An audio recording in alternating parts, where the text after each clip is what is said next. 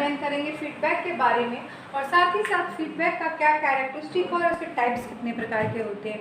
तो फीडबैक से आप भली भांति परिचित हैं, चूँकि टीचिंग लर्निंग प्रक्रिया में आप इतने दिन से बने हुए हैं, आप स्टूडेंट भी रहे हैं, तो आप अच्छी तरह फीडबैक से परिचित हैं। लेकिन फिर भी मैं आपको यहाँ बता देती हूँ कि छात्रों के मूल्यांकन या परिणाम के आधार पर, मतलब कि आपका जो इवैल्यूएशन किया जाता है और साथ ही साथ आपके जो रिजल्ट आते हैं, उसी के आधार पर छात्रों की कमजोरी या उपलब्धि के आधार पर अधिगम कार्यक्रम के सुधार करने में प्राप्त सहायता को प्रतिपुष्टि कहते हैं।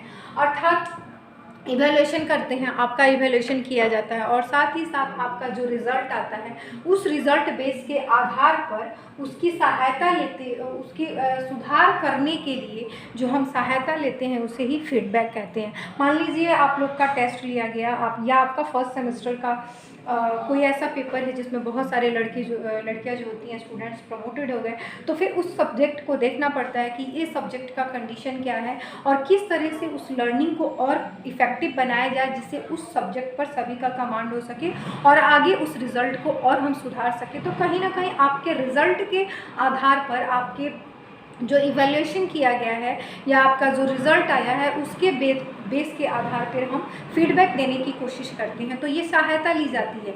फीडबैक लर्निंग प्रोसेस में एज अ हेल्पिंग का काम करता है, मतलब सहायक के रूप में काम करता है। विदाउट इसके हम लोग लर्निंग को इफ़ेक्टिव नहीं बना सकते हैं। तो कहीं ना कहीं जो फीडबैक होता है वो लर्निंग की प्रक्रिया को, शिक्षण अधिगम की प्रक्रिया को काफ़ी होता है प्रभावशाली बनाता है। ठीक है, अगर केवल रिज़ल्ट आ जाएगा और उस रिज़ल्ट के बेस पे हम किसी तरह का किसी परिणाम पर नहीं पहुंचेंगे तो वो रिज़ल्ट बेसलेस होता है। लेकिन अगर उस रिज़ल्ट के बेस पे हमको कुछ फीडबैक मिलता है, पॉजिटिव है, नेगेटिव है, तो ये जो पॉजिटिव और नेगेटिव हमको हेल्प मिलता है, इसी को हम फीडबैक कहते हैं।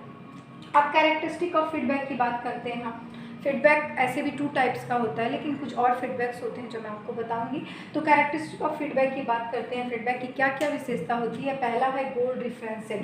गोल डिफरेंसेस का मतलब होता है उद्देश्य संदर्भ। उद्देश्य संदर्भ का मतलब है कि आपका जब भी आप किसी तरह का फीडबैक ले रहे होते हैं या फीडबैक कर रहे होते हैं तो आपका उद्देश्य होता है। अगर मैं ये चैप्टर पढ़ा कि आपको इससे रिलेटेड क्वेश्चन पूछूंगी तो वही मेरा हो जाएगा गोल डिफरेंसेस। इस सब्जेक्ट से, इस टॉपिक से रिलेटेड आपसे क्वेश्चंस करना और उसका आंसर लेना क्या है, गोल डिफरेंसेस।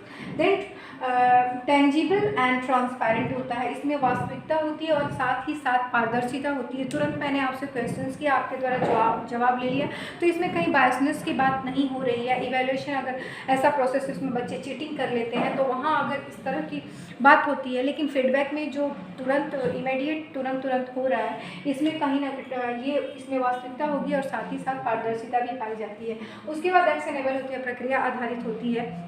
मैं ये पढ़ा रही हूँ और तुरंत आपसे क्वेश्चंस कर रही हूँ और आप मेरे को जवाब दे रहे हो, दैट इज़ फीडबैक। और ये प्रक्रिया आधारित होता है, इसीलिए यूज़र फ्रेंडली होता है। जो भी फीडबैक लेने वाला होता है वो क्या करता है बच्चों से, वो क्या करता है, फ्रेंडली टाइप का होता है।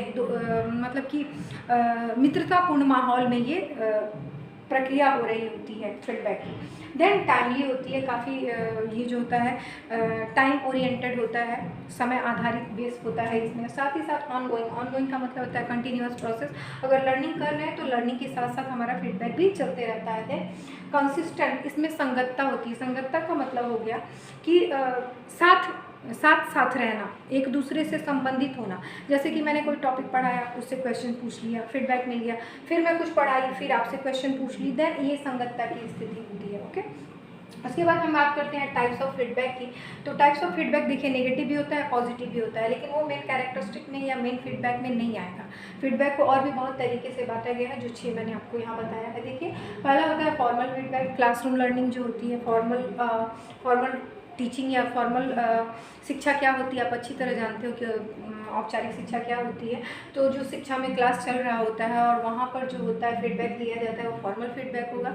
लेकिन फॉर्मल फीडबैक के अलावा इनफॉर्मल फीडबैक, आपकी फैमिली है, सोसाइटी है, समाज है, जहाँ पर आप विभिन्न प्रकार के काम करते हुए कुछ ना कुछ सीखते हो, तो वहाँ भी आपको फीडबैक मिलता है। घर में आप कुछ अच्छा काम करते हो तो आपको शाबाशी मिलती है, या फिर समाज में कोई ऐसा काम करते हो जो बहुत अच्छा होता है, प्रभावशाली होता है, तो वहाँ पर भी आपको क्या मिलता है, शाबाशी या प्रशंसा मिलती है। तो उसको हम इनफॉर्मल फीडबैक बोलेंगे, जो फॉर्मल वे में नहीं होगा।